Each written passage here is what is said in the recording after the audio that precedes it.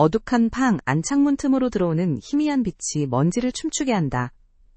김영수, 80세, 앙상한 손으로 흐릿한 약병을 더듬는다. 손끝이 떨리고 병은 결국 바닥에 굴러떨어져 작은 소음을 낸다. 약병을 줍기 위해 허리를 굽히려 하지 만무릎에 힘이 풀려 휘청거린다. 숨이 가빠진다. 밑줄 너무 어지럽다. 눈앞이 흐릿해. 밑줄 벽에 기대 겨우 주저앉는다. 방 안은 희미한 약 냄새와 오래된 나무 냄새가 섞여 있다. 현관문이 열리는 소리가 들리고 곧이어 김진우, 50대 초반 장남화, 김진호, 40대 후반 차남의 목소리가 들린다. 부엌에서 쨍그랑거리는 식기소리가 유난히 시끄럽게 울린다. 김진우, 짜증 섞인 목소리. 아버지는 또 어디 계세요? 불러도 대답도 없고. 김진우, 한숨 쉬며. 뭐늘 그렇죠. 당신 어제 병원에서 뭐라고 했어? 당 수치 관리 안 되면 큰일 난다고 했지? 귀에 못이 박히도록 들었어요. 김영수, 힘없이. 여기 있다. 두 아들이 영수가 있는 방으로 들어서 자영수는 애써 몸을 일으키려 하지만 잘 안 된다. 진우는 눈썹을 찌푸리고 진호는 팔짱을 낀다. 김진우, 아버지 또 이러시면 어떡해요? 이러다 쓰러지시기라도 하면 누가 감당해요? 김진우, 영수를 쳐다보지도 않고. 진숙, 막내 아들은 퇴근이 늦나 봐요. 늘 아버지 일은 막내가 다 해야죠. 김영수는 아무 말도 못하고 고개를 떨군다. 그의 등은 더욱 굽어 보인다. 밑줄, 내가 이렇게 짐이 되었나? 밑줄, 식탁에는 진수, 40대 초반 막내 아들과 미리 차려놓은 듯한 따뜻한 미역국이 놓여있다. 조용히 김이 오르는 국그릇이 아들의 마음을 대변하는 듯하다. 플래시백, 30년 전 김영수 50번째 생일. 활짝 웃는 영수의 얼굴에 케이크 불빛이 반사된다. 아들 셋과 아내, 지금은 고인과 둘러앉아 노래를 부른다. 영수는 진수의 작은 손을 잡고 행복하게 웃는다. 밑줄, 그때는 젊고 건강했지. 이 아이들이 내 전부였는데. 밑줄. 밤이 깊어지고 거실에 홀로 앉아있는 영수의 손에는 혈당 측정기가 들려있다. 익숙하게 손가락을 찌르고 피 한 방울을 떨어뜨린다. 액정의 숫자가 280을 가리키자 영수의 얼굴에 드리운 그림자가 더 깊어진다. 한숨을 쉬며 인슐린 펜을 집어들지만 왠지 모르게 손이 망설여진다. 주사 바늘을 보는 것만으로도 두려움이 밀려온다. 그때 현관문이 열리고 진수가 들어온다. 진수는 피곤한 기색이 역력하지만 영수를 보자마자 걱정스러운 얼굴로 다가온다. 김진수, 아버지 괜찮으세요? 왜 주무시지 않고 혈당은요? 영수는 말없이 측정기를 진수에게 내민다. 진수는 숫자를 확인하고는 얼굴이 굳어진다. 김진수, 부드럽게. 아버지 의사 선생님이 규칙적으로 주사 맞으셔야 한다고 했잖아요. 괜찮아요, 제가 놓아드릴게요. 진수는 조심스럽게 인슐린 주사를 준비하고 영수는 진수의 눈을 피하지 못한다. 바늘이 살에 닿는 순간 영수는 미세하게 움찔하지만 진수의 따뜻한 손길에 인해 안정감을 찾는다. 방 안 가득 온화한 라벤더 향이 감돈다. 밑줄, 이대로 괜찮을까? 밑줄. 영수는 잠 못 드는 밤천장을 바라본다. 다음날 아침 진수는 영수의 아침 식사를 준비한다. 현미밥과 제철나물 무침 그리고 작은 생선구이. 영수는 식탁에 앉아 음식을 내려다본다. 식욕이 없다. 김영수, 힘없이. 아들아, 나는 입맛이 없구나. 김진수, 아버지 조금이라도 드셔야 해요. 혈당 조절에 중요하다고 의사 선생님이 말씀하셨잖아요. 제가 좋아하는 김치찌개는 아니지만. 진수가 억지로 권하자 영수는 마지못해 숟가락을 든다. 그의 눈빛은 초점을 잃은 듯 흐리다. 밑줄이 모든 것이 나 때문인가. 밑줄. 김진수, 아버지 오늘 병원에 다시 가보는 게 좋겠어요.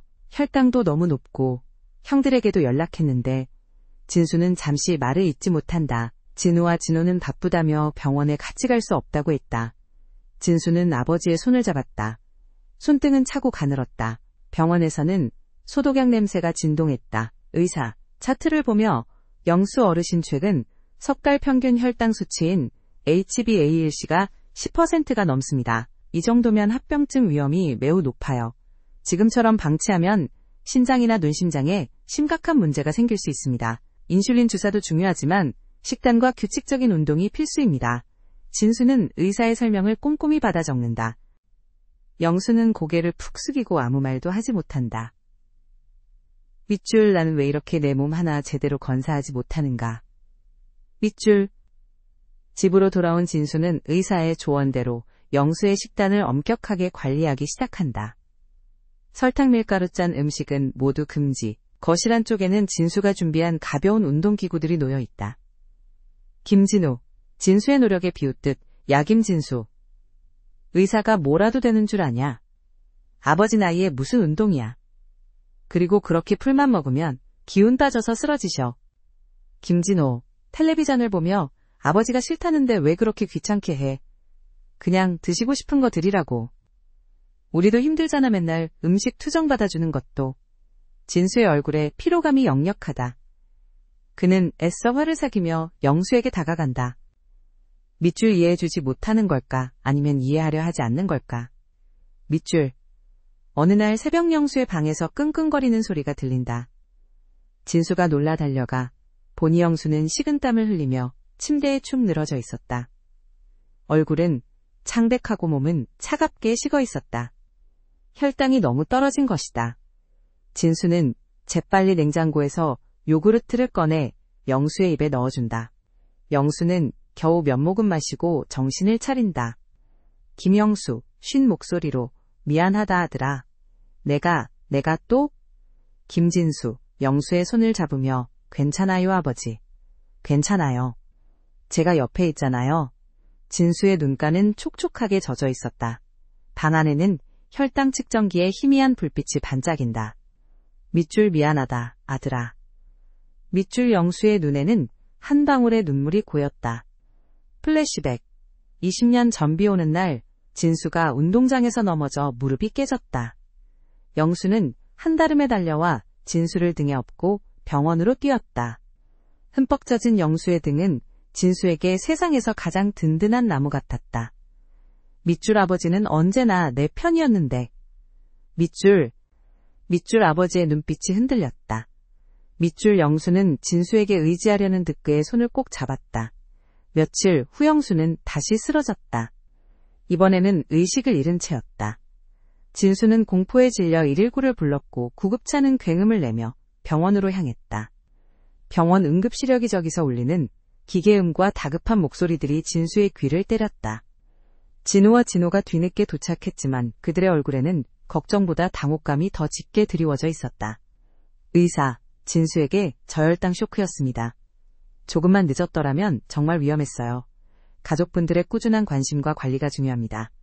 특히 혈당 관리는 끈기가 필요한 일입니다. 의사의 말에 진우는 진수의 눈치를 본다. 진호는 고개를 돌린다. 김진우, 마지못해 진수야 너 혼자 힘들면 우리도 도울게. 김진호, 어색하게. 그래 우리도 바쁘긴 해도 신경은 쓰고 있었다. 하지만 그들의 말은 진심으로 들리지 않았다. 진수는 아버지를 살려야 한다는 생각뿐이었다. 영수의 손을 잡았다. 가느다란 손목 위로 링거줄이 연결되어 있었다. 영수의 손끝이 진수의 손을 약하게 감쌌다. 밑줄 내가 아버지를 지켜야 해. 밑줄 진수의 눈빛이 흔들림 없이 굳건해졌다. 진수는 결국 직장에 휴직계를 내고 영수의 병간호에 전념하기로 했다. 의사의 조언대로 영수의 하루 일과를 꼼꼼히 기록하고 식사는 물론 운동 혈당 측정까지 모든 것을 진수가 맡아서 했다. 인터넷으로 당뇨병에 관한 자료를 찾아보고 당뇨 환자들을 위한 요리책을 수없이 들여다보았다. 매일 아침 저녁으로 영수와 함께 아파트 단지를 천천히 산책했다. 진수의 노력 덕분인 지영수의 혈색은 조금씩 돌아오기 시작했다. 얼굴에는 전에 없던 미소가 살짝 맴돌았다.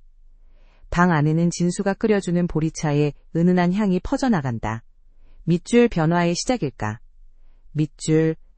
진수는 영수의 달라진 모습을 보며 희망을 느꼈다. 몇 달 후 영수의 건강은 눈에 띄게 좋아졌다. HbA1c 수치도 정상 범위에 가까워졌다. 영수는 진수에게 어렵게 말을 꺼냈다. 김영수, 진수의 손을 잡으며 진수야 내게 할 말이 있다. 내가 변호사를 좀 만나야겠다. 진수는 영문을 몰랐지만 영수의 뜻대로 변호사를 집으로 모셨다. 영수는 변호사와 함께 유언장을 작성했다. 영수는 유언장 내용에 대해 진수에게 아무 말도 하지 않았다. 유언장을 작성하는 펜소리가 조용히 울렸다. 며칠 뒤 영수는 진우와 진호를 집으로 불렀다. 영수는 평소보다 밝은 얼굴로 아들 셋을 마주했다. 김영수, 잔잔하게 내가 너희에게 해줄 말이 있다. 영수는 유언장을 꺼내 진우와 진호에게 내밀었다. 유언장에는 자신의 전 재산과 아파트를 장남인 진우와 차남인 진호에게 균등하게 상속한다는 내용이 적혀 있었다. 그리고 막내 아들 진수에게는 아무것도 상속하지 않는다고 명시되어 있었다. 진우와 진호는 놀라움과 함께 알 수 없는 표정으로 진수를 쳐다봤다. 진수는 아무렇지 않은 듯 그저 조용히 있었다. 김진우, 당황하며 아버지 이게 무슨 말씀이세요? 진수는 아무것도 없다고요? 김진우, 얼굴이 붉어지며 아버지, 이게 말이 됩니까? 여태 아버지를 돌본 건 진수인데요? 김영수, 진우와 진호의 눈을 똑바로 보며 너희 둘은 이미 충분히 많은 것을 받았단다. 내가 젊었을 적 사업을 할 때 너희 둘 학비와 유학 자금 결혼 자금까지 그때마다 내가 가진 것을 모두 너희에게 쏟아부었지. 그래서 남은 것이 없었단다. 진수는 제가 가진 것이 없어서 아무것도 해줄 수 없었어. 그러니 이제 내가 너희에게 줄 수 있는 건 이것뿐이다. 진호와 진호는 그제야 영수의 옛 사업 실패와 재정적 어려움 속에서도 자신들에게 얼마나 헌신했는지를 깨달았다. 자신들이 어렸을 적아버지가 밤늦도록 일하고 항상 해맑은 미소를 잃지 않으려 애썼던 모습이 스쳐 지나갔다. 자신들은 오직 자신의 입장만 생각하고 아버지를 짐처럼 여겼던 것이다. 두 사람의 얼굴은 부끄러움과 후회로 일그러졌다. 숨죽인 흐느낌 소리가 거실을 채웠다. 김진우, 고개를 숙이며 아버지, 제가 잘못했습니다. 정말 죄송합니다. 김진우, 눈물을 흘리며 아버지, 진수야 미안하다. 그날 이후 진우와 진호는 확연히 달라졌다. 비록 어색하지만 영수에게 자주 연락하고 차자와 함께 식사를 하려 했었다. 영수의 병원 진료에도 함께 가는 날이 많아졌다. 그들은 진수에게도 진심으로 고마움을 표현했다. 김영수, 진수의 손을 잡고 따뜻하게 웃으며 사랑은 결국 돌아오는 거야. 내가 너에게 준 것보다 더 크게. 그의 가을 맑고 청량한 날씨였다. 영수는 새 아들의 부축을 받으며 집 앞 공원을 걷고 있었다. 그의 걸음걸이는 예전보다 훨씬 가볍고 얼굴에는 건강한 혈색이 돌았다. 햇살이 따스하게 그들을 감쌌다. 진수는 아버지의 밝아진 미소를 보며 가슴 가득 따뜻함을 느꼈다. 아버지는 이제 스스로 혈당을 체크하고 식단도 조절하며 가벼운 운동을 잊지 않는다. 새 아들은 이제 영수의 건강관리에 함께 동참했다. 어쩌면 당신도 당신의 가족도 지금 이 순간 작은 변화를 시작할 수 있습니다. 함께해요. 건강한 내일을 위해. 그 작은 변화의 씨앗은 김영수 가족의 삶에 깊이 뿌리내렸다. 장남 진우는 더 이상 바쁘다는 핑계를 대지 않았다. 이제 그는 일주일에 2번 퇴근길에 아버지를 찾아와 함께 저녁을 먹고 다음날 영수가 먹을 건강한 간식거리를 직접 준비해 두었다. 그는 영수가 좋아하는 옛날 노래들을 틀어주며 어릴 적 아버지와의 추억을 이야기하곤 했다. 영수는 진우의 이야기를 들으며 미소 짓는 일이 많아졌다. 그의 눈빛에는 예전의 공허함 대신 따뜻한 생기가 감돌았다. 차남 진호 또한 달라졌다. 그는 아버지를 위해 시니어 요가 수업을 등록하고 주말이면 영수와 함께 온라인으로 스트레칭을 배우는 시간을 가졌다. 처음에는 어색해하던 영수도 진호의 끈질긴 권유에 따라 몸을 움직이기 시작했고 가벼운 동작만으로도 온몸이 개운해지는 것을 느꼈다. 진호는 운동 후 영수를 위해 건강차를 끓여주거나 발 마사지를 해드리며 조용히 대화를 나누는 시간을 소중히 여겼다. 그의 손길은 처음에는 서툴렀지만 시간이 지날수록 아버지의 피로를 풀어주는 데 익숙해졌다. 막내 진수는 이제 혼자가 아니었다. 두 형이 아버지의 병간호에 적극적으로 동참하면서 그는 오랜만에 자신의 삶을 되찾을 수 있었다. 휴직했던 직장으로 복귀했고 저녁에는 친구들과 만나 못다 한 이야기를 나누거나 개인적인 취미생활을 즐겼다. 하지만 여전히 퇴근 후에는 아버지에게 가장 먼저 연락해 하루를 확인하고 주말이면 세 형제가 함께 아버지를 모시고 공원 산책을 나섰다. 새 아들이 나란히 아버지의 양팔을 부축하고 걷는 모습은 이제 동네 사람들에게 익숙한 풍경이 되었다. 영수의 혈당 수치는 꾸준히 안정세를 유지했고 의사는 그의 놀라운 회복력에 칭찬을 아끼지 않았다. 밑줄이 모든 것이 너희 덕분이다. 밑줄 영수는 아들들의 얼굴을 번갈아 바라보며 속으로 되뇌었다. 특히 진수의 헌신적인 노력을 형들도 이제는 진심으로 인정하고 고마워했다. 어느 날 진우는 진수에게 진심을 담아 사과했다. 진수야, 그때 아버지를 너에게만 맡겨두고 우리는 너무 이기적이었어. 정말 미안하다. 네가 아니었다면 아버지는 어떻게 되셨을지 상상하기도 싫다. 진호 또한 고개를 끄덕이며 진수의 어깨를 토닥였다. 그래 진우 형 말이 맞아. 내 희생 덕분에 우리가 이렇게라도 다시 가족이 될 수 있었어. 정말 고맙다. 진수는 두 형의 달라진 모습에 가슴이 뭉클했다. 그는 그저 미소 지으며 대답했다. 형들도 이제 아버지 곁에 계시잖아요. 그걸로 충분해요. 사랑은 정말 돌고 돌아오는 것일까? 영수는 예전 같으면 상상도 못할 일들이 눈앞에서 벌어지고 있음을 깨달았다.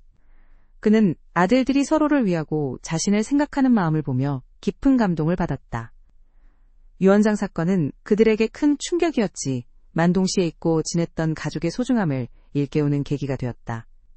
영수는 자신이 가진 재산의 많고 적음을 떠나 아들들에게 진정으로 물려주고 싶었던 것은 사랑과 관계 그 자체였음을 뒤늦게 깨달았다. 물질적인 상속보다 훨씬 값진 유산이었다. 어느덧 겨울이 지나고 따스한 봄이 찾아왔다. 영수의 81번째 생일집에는 아들 셋뿐만 아니라 손주들도 모여 북적였다. 진우는 능숙하게 미역국을 끓여냈고 진호는 건강재료로 만든 케이크를 준비했다. 진수는 그 모습을 흐뭇하게 바라보며 가족사진을 찍었다. 환한 미소를 짓는 영수의 얼굴에는 80평생의 주름이 깊게 새겨져 있었지만 그 주름 하나하나에는 행복과 충만함이 가득했다. 그의 눈가에는 평화로운 빛이 어렸다. 식탁에 둘러앉은 가족들은 그 어느 때보다 화목해 보였다. 손주들은 할아버지의 건강한 모습을 보며 장난을 치고 웃었다. 영수는 진수의 작은 손을 잡고 행복하게 웃던 30년 전 생일 플래시백을 다시 떠올렸다. 하지만 이번에는 과거의 아련함 대신 현재의 충만함이 그를 감쌌다. 밑줄이 아이들이 여전히 내 전부구나. 그리고 이제는 나 혼자가 아니구나. 밑줄 그는 아들들의 어깨를 번갈아 쓸어주며 벅차오르는 감정을 억눌렀다. 영수의 집은 이제 활기가 넘쳤다. 이전에는 조용하고 어두웠던 방 안은 이제 가족들의 웃음소리와 진정한 소통으로 가득 찼다. 창문 틈으로 들어오는 햇살은 더 이상 먼지를 춤추게 하는 희미한 빛이 아니라 온기를 가득 머금은 희망의 빛이었다. 양냄새 대신 향긋한 허브차 향과 아들이 직접 요리한 건강한 음식 냄새가 공간을 채웠다. 영수는 아침마다 직접 혈당을 측정하고 점심 식사 후에는 세 아들 중 한 명과 함께 산책을 나섰다. 그의 삶은 병든 노인의 무기력한 하루가 아닌 사랑받고 존중받는 한 가족의 구성원으로서의 활기찬 일상이 되었다. 진수는 아버지가 이렇게 완전히 회복할 줄은 상상도 못했다고 고백했다. 그는 아버지를 간호하며 겪었던 수많은 밤의 좌절과 고통을 떠올렸다. 하지만 그 모든 어려움은 결국 가족을 더욱 단단하게 묶어주는 시련이었다. 진수는 형들의 변화를 보며 사람은 진심으로 깨닫는다면 언제든 변할 수 있다는 것을 배웠다. 그리고 그 변화를 이끌어내는 데 필요한 것은 인내와 사랑이라는 것도. 물론 여전히 영수의 건강관리는 꾸준한 노력을 요하는 일이었다. 당뇨는 완치되는 병이 아니기에 식단과 운동정기적인 검진은 평생 이어져야 했다. 하지만 이제 그는 혼자가 아니었다. 그의 곁에는 언제나 세 아들이 있었고 그들은 한마음으로 아버지의 건강을 지키려 했었다. 그들은 단순히 병을 관리하는 것을 넘어 아버지의 삶을 풍요롭게 만드는 데 집중했다. 함께 영화를 보러 가고여행을 계획하며 지나간 세월의 이야기들을 되짚었다. 어느 날 저녁 영수는 가족들과 둘러앉아 옛 사진들을 보다가 문득 말했다. 얘들아 사람은 말이 안 늙으면 다시 아이가 된다고 하지. 그 말이 무슨 뜻인지 이제야 알 것 같구나. 그는 아들들의 얼굴을 바라보며 환하게 웃었다. 너희가 나에게 준 사랑은 내가 너희에게 주었던 것보다 훨씬 크고 귀하다. 이제야 비로소 내가 너희의 아버지가 된 것 같구나. 그의 말에 세 아들은 말없이 고개를 숙였다. 그들의 마음속에는 아버지에 대한 깊은 존경과 사랑 그리고 뒤늦은 깨달음에 대한 감사함이 가득했다. 가족의 사랑은 가장 강력한 치유제였다. 병든 몸을 치유하고 상처받은 마음을 어루만지며 단절된 관계를 회복시켰다. 김영수 가족의 이야기는 단순히 한 노인의 투병기가 아니었다. 그것은 서로에게 무심했던 가족이 어떻게 다시 사랑과 관심으로 하나가 될 수 있는지 그리고 그 과정에서 겪는 어려움이 얼마나 값진 성장통이 될 수 있는지를 보여주는 증거였다. 이제 이들은 서로의 삶에 깊이 관여하며 진정한 의미의 가족이 되었다. 매일 아침 해가 뜨고 저녁 노을이 질 때까지 그들의 시간은 사랑과 배려로 채워졌다. 건강한 내일은 더 이상 막연한 바람이 아니었다. 그것은 오늘 이 순간 함께 노력하고 사랑하며 만들어가는 현실이었다. 당신의 가족은 어떤가요? 어쩌면 작은 대화, 한마디 따뜻한 손길 한 번이 잊고 지냈던 사랑의 씨앗을 다시 싹 틔울지도 모릅니다. 함께 마주 앉아 식사를 하고 서로의 하루를 묻고 답하며 작은 기쁨과 슬픔을 나누는 것, 그것이 바로 건강한 삶 그리고 행복한 가족의 시작입니다. 당신도 지금 이 소중한 순간들을 놓치지 마세요. 우리 모두에게는 사랑을 주고받을 수 있는 힘이 있으니까요. 그렇다. 우리 모두에게는 무한한 사랑의 잠재력이 내재되어 있다. 김영수 가족의 이야기는 그 잠재력이 어떻게 깊은 어둠 속에서도 빛을 바라고 굳게 닫혔던 마음의 문을 열어젖히며 메마른 관계의 땅에 생명의 씨앗을 뿌릴 수 있는지를 생생하게 보여준다. 그들의 변화는 단순히 한 가족의 화합을 넘어 우리 사회가 잃어가고 있는 중요한 가치들을 되짚어보게 하는 거울이 되었다. 영수의 집은 이제 작은 사랑의 공동체이자 나아가 지역사회에 긍정적인 영향을 미치는 모범 사례가 되었다.